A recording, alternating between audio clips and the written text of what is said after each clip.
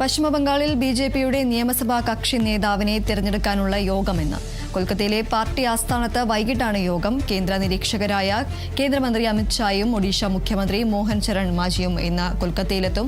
മമതാ ബാനർജിയെ ഭവാനിപൂരിൽ തോൽപ്പിച്ച പ്രതിപക്ഷ നേതാവ് സുവേന്ദു അധികാരി മുഖ്യമന്ത്രിയാകും എന്നതാണ് വിവരം.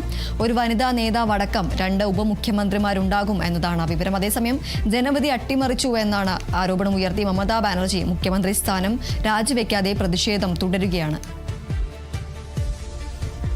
പശ്ചിമബംഗാളിൽ ബിജെപിയുടെ നിയമസഭാ കക്ഷി നേതാവിനെ തിരഞ്ഞെടുക്കാനുള്ള യോഗം ഇന്ന് കൊൽക്കത്തയിലെ പാർട്ടി ആസ്ഥാനത്ത് വൈകിട്ട് ചേരും. കേന്ദ്ര നിരീക്ഷകരായ കേന്ദ്രമന്ത്രി അമിത്ഷായും ഒഡീഷ മുഖ്യമന്ത്രി മോഹൻ ചരൺ മാജിയും ഇന്ന് കൊൽക്കത്തയിലെത്തും. മമതാ ബാനർജിയെ ഭവാനിപൂരിൽ തോൽപ്പിച്ച പ്രതിപക്ഷ നേതാവായ സുവേന്ദു അധികാരി മുഖ്യമന്ത്രിയാകാനാണ് സാധ്യതയുള്ളത്. ഒരു വനിതാ നേതാവടക്കം 2 ഉപമുഖ്യമന്ത്രിമാരുണ്ടാകും എന്നതാണ് പുറത്തുവരുന്ന വിവരങ്ങൾ.